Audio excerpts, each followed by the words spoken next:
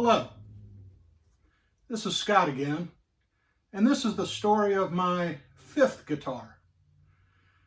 Last time we talked about my second guitar, and in that I talked about my third and fourth guitars, both of whom I no longer have.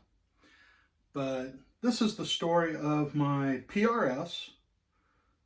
This is a PRS Custom 22 SE, PRS SE semi-hollow. So I've got the little F-hole right here. And I first heard about PRS guitars watching a couple different YouTube channels, specifically Daryl Braun and then Tyler Larson, his Music Is Win YouTube channel. And watching those channels, it got me intrigued. I go, wow, what are these guitars with these cool bird inlays? You know, they look a little different, something a little different about these. And so I got more and more curious about them, started looking at them where I could. And a funny story is I walked into a large retail music center again that specializes in guitars. And I saw a used one up on the wall there, you know, so I picked it up, I sat down, and I started to play it, and I was like, oh my God, it's like the widest neck I'd ever seen. And I heard them, you know, I'd read some stuff where they said, yeah, their necks are, you know, they're a little wide, and that's one of the good features of them. But I was like, it's incredibly wide. I can't hardly play it. And then I looked a little closer, and I said, well, something's a little wrong, and I realized I picked up one of their 7-string guitars, so no wonder it was wide. And I was like, oh, okay. But they didn't have another one there within easy reach. They had some new ones, I believe, in another area. And I didn't want to bother them to get it down. I always feel a little embarrassed about that. So it just so happens the following week I was at a different store in that chain picking up my Boss Katana amp here, and they had one. They had a PRS SE. I think it was a standard 24, which means the top isn't maple. It's an all mahogany body. It doesn't have the maple cap on it. But I picked it up and started playing it, and I realized, oh wow, it does feel really good. You know, now that I got one that wasn't 7 or 8 strings, you know, it was actually a 6-string model, I was like, oh wow, okay. So that got me really intrigued with it, and I thought about getting that particular guitar, but then I saw one of Tyler Larson's YouTube videos, and he's playing this beautiful blue semi-hollow. I think it was a 10-top semi-hollow, which means it's one of their really nicest guitars, American-made guitars that they make. And I knew it was going to be out of my price range, but I looked and saw, oh, they do have the PRS SE model, which is their import line from Indonesia. So this guitar is made in Indonesia.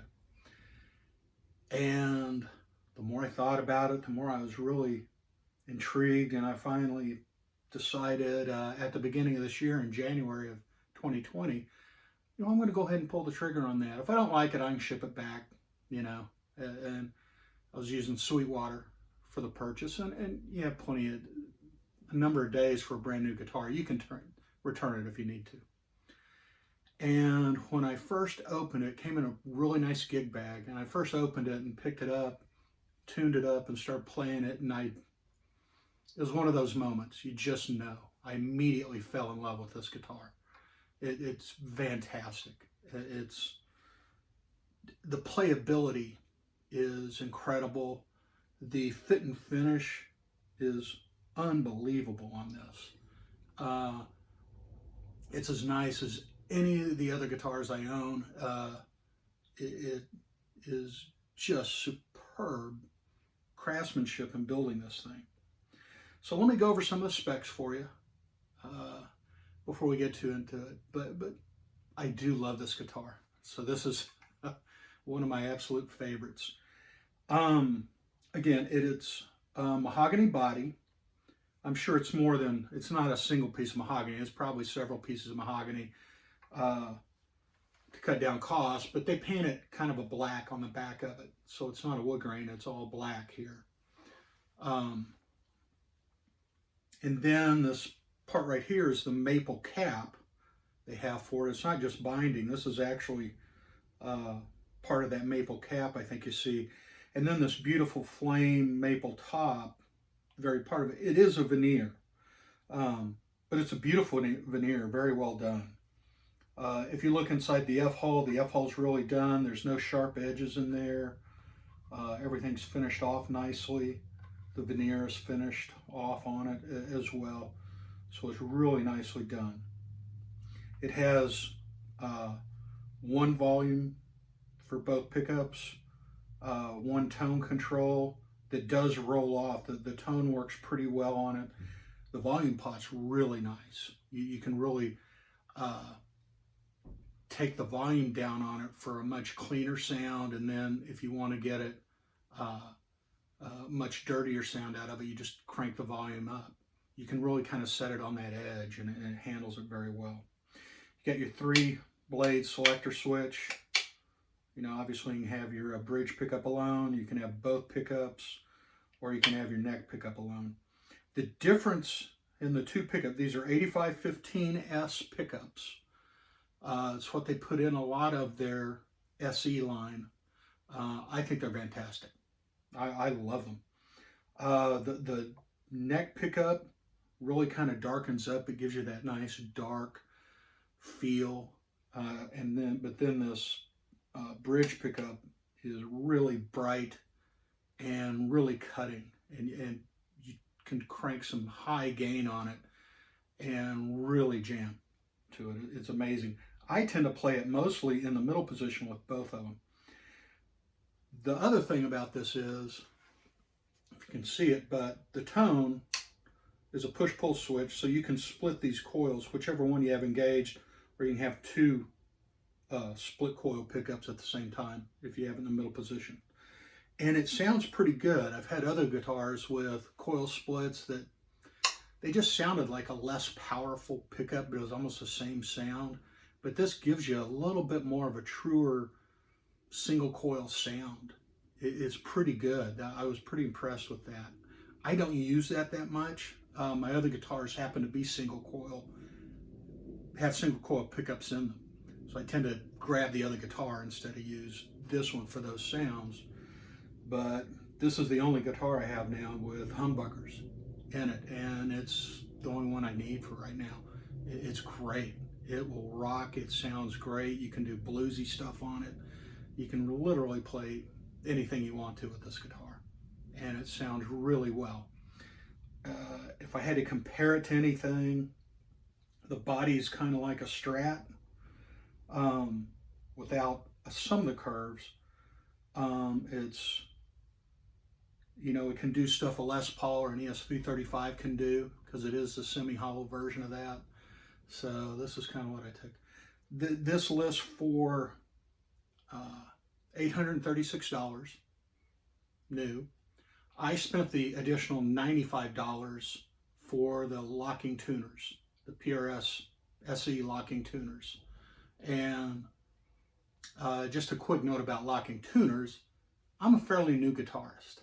You know, I've not been doing this a full year seriously. And the locking tuners really just save a huge amount of time whenever you need to restring a guitar, I think. A lot of time you can get it done really quickly, no muss, no fuss, get it in. Does it help tuning stability? I don't know. I think there are probably a lot of other things, from what I understand with much more experienced people, that affect your tuning stability much more so than the locking tuners do. Your nut, your bridge, maybe even the way you play. Some other things are going to affect your tuning stability a lot more than just those locking tuners. Now, if you're an expert in all those other things and have it dialed in, and maybe that's the last thing you need, that last little bit maybe, but not for somebody like me. I do it just because of the ease of string changes. and it's well worth the money to me to not have to wipe and try and wrap those strings around. I can do that, I've done that, but I'd rather not. It's more of a pain than anything else. So I really enjoy the locking tuners. The neck is a maple neck with a rosewood fretboard, and this is a really dark, you know, it's maybe hard to see in the camera there, but it's a really dark rosewood fretboard, and it is beautiful, and it plays just wonderfully well. I believe it has jumbo frets, maybe medium jumbo, but I think they're jumbo frets, and it has what PRS describes as their wide thin profile. The best way I can describe this neck profile, my Epiphone Les Paul had a 60 slim taper D profile, so it was like a slimmer version of a Les Paul neck.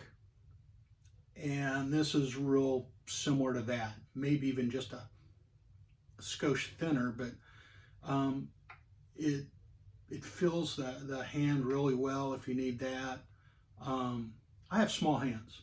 I do not have large hands, so this guitar is probably the most comfortable guitar I own to play, a little bit because of that. Now, I love my other guitars, and you'll see those when I do videos on them. So it's not that big a deal, but this one is easily probably the most comfortable guitar I have to play. I think we've gone over all the features.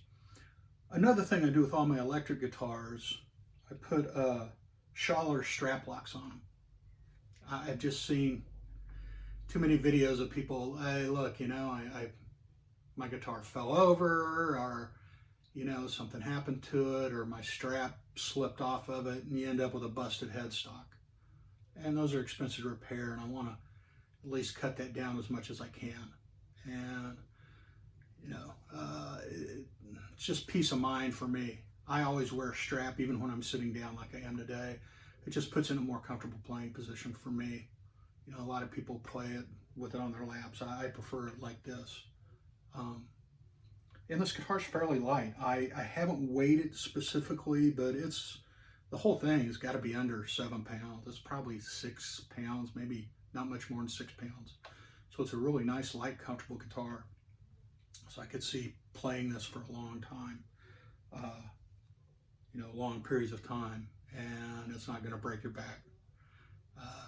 Certainly compared to my Epiphone Les Paul that I had, this is much lighter. That thing was pretty heavy. It's the heaviest guitar I ever owned. And yeah, those things can, you know anything about Les Pauls, especially Les Paul traditionals, they're heavy, or can be. And that one certainly was, but this one is not. It's a beautifully, beautifully made guitar. I can't imagine any criticisms of this guitar. It has a composite nut.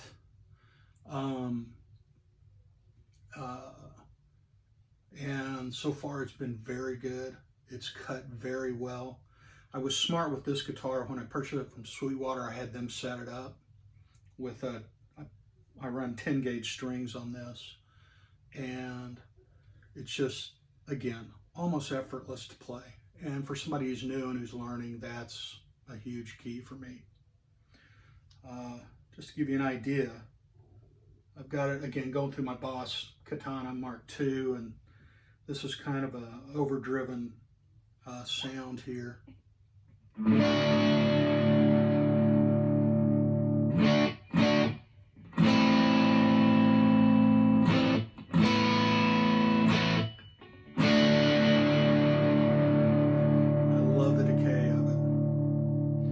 In the middle, if I'm in the bridge. Now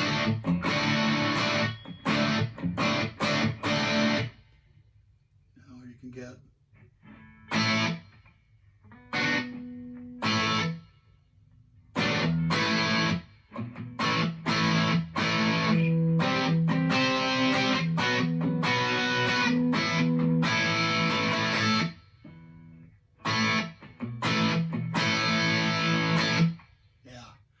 I mean, it can rock. It can really rock. So that's the story of my 5th guitar. And again, Paul Reed Smith is a very cool guy. You know, I don't know him from Adam. I've never met him, but watching his videos, they're really cool. And I love his, just his infectious attitude about trying to make the best guitars he possibly can. And the ones they make are absolutely gorgeous. So I'm very happy to own this PRS